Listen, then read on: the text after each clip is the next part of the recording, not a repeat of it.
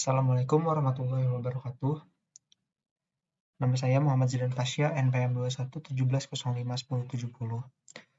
Hari ini saya akan membahas mengenai analisis kebutuhan perangkat lunak.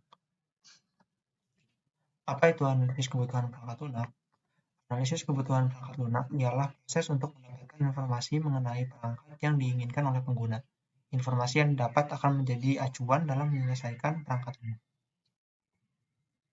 Ada 5 tahapan untuk melakukan analisis kebutuhan. Yang pertama, memahami masalah.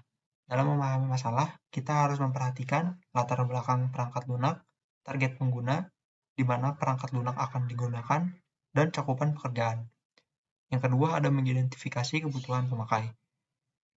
Dalam mengidentifikasi, kita harus memperhatikan informasi yang akan diproses, fungsi dalam sistem yang diharapkan pengguna, dan tampilan yang diinginkan. Ketiga, mengidentifikasi kebutuhan perangkat lunak.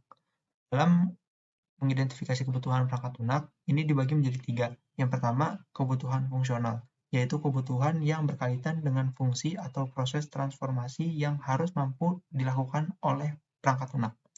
Contohnya, perangkat lunak harus dapat menyimpan semua rincian data pesanan pelanggan dalam suatu perusahaan. Yang kedua, ada kebutuhan antarmuka, yaitu penghubung antara perangkat lunak dengan perangkat keras atau basis data. Contohnya ada keyboard, mouse, scanner, dan lain-lain. Yang terakhir, ada kebutuhan performa, yaitu kebutuhan yang menetapkan karakteristik bagi perangkat lunak seperti kecepatan, kekuatan, dan frekuensi. Contohnya, perangkat lunak harus bisa mengolah data sampai 1 juta record dan tiap transaksi. Yang keempat, membuat dokumen spesifikasi kebutuhan atau disebut juga dengan SKPL. Dokumen ini berisi pendahuluan, deskripsi umum sistem, kebutuhan fungsional, output dan input, kualitas, balasan sistem, dan terakhir penutup. Yang kelima, ada mengkaji ulang kebutuhan, yaitu mereview kembali perangkat lunak yang telah dibuat, apakah sudah sesuai dengan yang diinginkan oleh pengguna atau belum. Kebutuhan fungsional.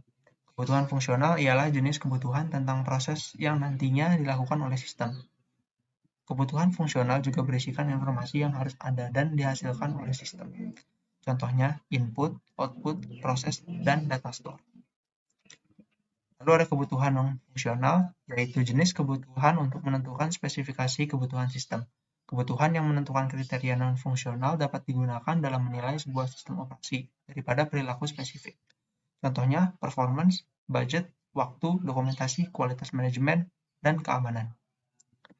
Sekian dari saya, mohon maaf apabila ada kesalahan. Wassalamualaikum warahmatullahi wabarakatuh.